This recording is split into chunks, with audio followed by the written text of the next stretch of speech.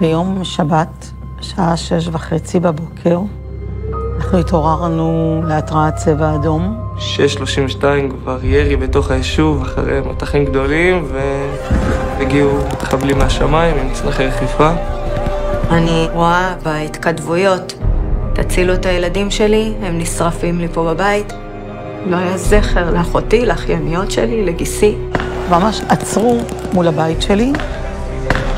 הבן, אשתו והנכדים היו בממ"ד, ואמרתי לבעלי, כשאני אומרת את זה, עשינו את החיים שלנו, עכשיו התפקיד שלנו לשמור על הילדים, ושמרנו בלילה מול הדלת. אתה מוצא את עצמך במלחמה, זה גם לא מלחמה, זה מנוסה. אני במחשבות, איך אני חוזר הביתה עם אח שלי שהוא בריא ושלם, ושאם חס וחלילה קורה משהו, אז זה יהיה אני ולא אחי. הרסתי את החיים שלי במזוודה, ויצאנו מן העיר, כשהכל עולה בלהבות ובגופות. אני מתקשר לדרור, מנכ"ל כפר המכבייה, ואני אומר לו, דרור, כפר המכבייה פתוח לחלוטין עבור הדרום. ותוך 24 שעות אנחנו עם כמעט 800 מפונים, מרביתם אשקלונים, סדרות, יחיני, נתיב העשרה. אתה פותח והם פתאום שוטפים את המקום, סוג של עיר מקלט. אוכל מתחיל להגיע, ומכוניות נעצרות ביום השני, ופורקות בגדים בתוך הכיכר של המלון, והתחיל להיות איזה כאוס כזה באזור הזה. איך שהגענו למכבייה, עטפו אותי ואת המשפחה שלי, את הנכדים שלי, כאילו היו מוכנים לקראתנו. ארגון שביום יום שלו מתעסק בספורט ובחינוך, ופתאום משנה את התפיסה שלו, והופך להיות ארגון הומניטרי.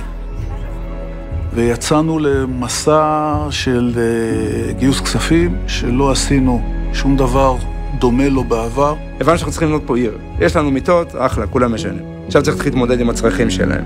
ההורים איבדו את זה. כל היום הילדים עליהם, זה בית מלון, זה לא בית. ואשת החינוך שבי רואה ילדים ונמסה, ועם צוות מצומצם בהתחלה, אמרתי, עושים בית ספר. פותחים גני ילדים, פותחים פעוטון, לכל אחד מהגילאים. וכך התחלנו. ראיתי איזשהו פרסום בקבוצת המכבייה שפותחים פה מרכז חינוכי. למחרת בבוקר התייצבתי ואמרתי, אני רוצה לתת מעצמי ולהתנדב פה. הקמנו פה בית ספר שכבר מונה מעל ל100 תלמידים. רואים את הצורך של הילדים לבוא וללמוד, לחזור למסגרת לימודית. כיתה ב', אתם לא תאמינו, אבל השיעור שלנו מסתיים. והפידבקים שאנחנו מקבלים מההורים זה באמת מרגש. הסתכלנו על בני הנוער ואמרנו, מה שיש לא מספיק. אמרנו, איך נגיע אליהם? בוא נפתח מועדון נוער. ובעזרת תרומות, החדר אויש וכל הציוד שרק צריך, ואפשר היה לראות בשלבים איך הם מרגישים כאילו הם בבית. אני זוכר אותם בוכים בשבוע הראשון. ואני לא אשכח שבשיר הלפני האחרון, היה יירוט תוך 3 שניות, כמה מאות של אנשים בבת אחת התקפלו ורצו למרחבים המוגנים. אני יוצא ואני אומר לאנשים, אנחנו נקבל את השבת כמו שצריך, ואני אתחיל לשיר את אדון עולם של עוזי. אדון עולם. ואתה רואה כמו בסרטים, תוך כדי שנשאר יוצאים כל מאות האנשים עם הילדים בידיים ושרים איתי. ואנחנו סיימנו את ההופעה. ואני שמח שהאנשים המדהימים האלה פה נותנים לעצמם מקום לבכות ולצחוק ולרקוד ולהתרגש ולכעוס. וזה חייב להיות. זה הביחד. לא עצרנו. תמיד הסתכלנו על מה הפסיליטי בשטח שיש לנו והיכולות שיש לנו, ואיך אנחנו יכולים לנצל אותם 300% בתקופה הזאת. ובנינו פה את המתחם גלמפינג עם 26 אוהלים לשורדי הנובה. קיבלנו את הפנייה ממכבי, אנחנו רוצים לשתף איתכם פעולה, חיברו אותנו עם אחים ליוגה. בבוקר הראשון, אחרי לילה במקום, מגיע בחור, אני רואה אותו כזה עם עיניים עדיין אפופות מהשינה, שואלת אותו, מה שלומך? הוא אומר לי, שמעי, זה לילה ראשון שישנתי. חודש שלם אני לא ישנתי אפילו לילה אחד.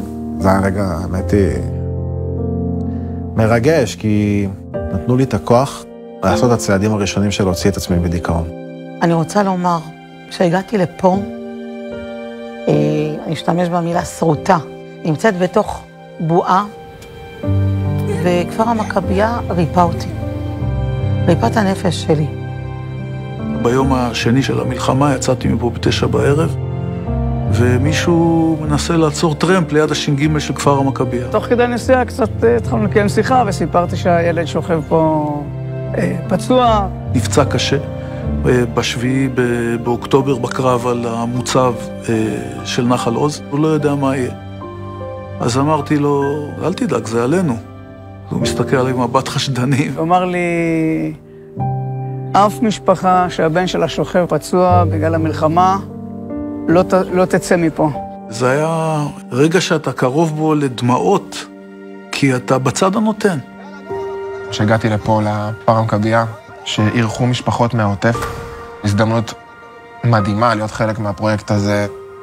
אין לי בעיה להיות האריה הזה שמחבק את כל הילדים שעברו את הטראומות הנוראיות האלה. היכולת להשפיע היא זכות ענקית, אם זה ברשתות ואם זה במדיה. החלטנו לצאת עם קמפיין ספורט ספיקס אפ, שקורא בעצם לעולמות הספורט לדבר. לא התיימרנו להחזיר את החטופים. ביקשנו רק דבר אחד, להבטיח את שלומם. הסרטון של אמיליה מתחיל באמא, היא קוראת לאמא שלה. אותי זה גמר. ובסבב הראשון, אמיליה חזרה. איזה חמודות! זה היה כל כך משמח. נבחרנו להיות המלון שמקבל את משפחות החטופים טרום השחרור שלהם. עד שזה לא קרה, לא האמנו שהם יגיעו. שבוע ראו פה את אביגיל הקטנה שכל העולם דיבר אליה, רצה בלובי של כפר המכבייה. אי אפשר להתעלם מהדברים האלה. אני פתאום בדמעות. אני לא משחק אותה, זה כן, דמעות, אין מה לעשות. תוך כדי שאנחנו יושבים פה כרגע, מתארגנת משלחת למשחקי מכבי דרום אמריקה, משלחת של 75 ספורטאים, רובם מהעוטף. אחד מהחבר'ה שלי של הקבוצה, מהמושב, נהרג ב7 באוקטובר. באמת שאני חושב שהחלום הכי גדול זה להרים את הקבוצה חזרה על הרגליים. Tasak במאץ, sean fuertes y valientes. הדגל אצלי, ואנחנו מתחילים. זה היה כל כך עוצמתי, שברגע ההוא הספציפי הרגשתי שאני בשוק שאני לא מתפרקת, אבל מצד שני נהנית מזה שאני לא מתפרקת, ושאני פתאום יכולה לראות את הפרצופים, יכולה לראות את האנשים. מה שהכי מהדהד לי באזכור, 14,000 איש עומדים, וכאילו, למה אני שם? היה שקט בקהל. שמעתי אותו. יזכור ישראל את הנשמות הטהורות שנשבו יחדיו, את האם ללא עולליה, את התינוק ללא הוריו. אם ללא עולליה? אני גננת. אחי תפס אותי. אחי היה קשה לי. פתאום נפגשנו בסוף, ופשוט נעמדנו שם ולא הפסקנו לבכות. כשאתה שומע ש14,000 איש עומדים, מחובקים, ושרים בעוצמה כזאת את התקווה, זה חלק מרגש לטקס, שמי שלא חווה את זה לא יודע על מה אני מדבר. בשורה התחתונה אנחנו משפחה. ורק ארגון עם הלב האוהב הזה ידע לתת את הקונסידר עידן. בזכות העובדה שאנחנו קודם כל אומרים כן, ואחר כך פותרים את האירוע.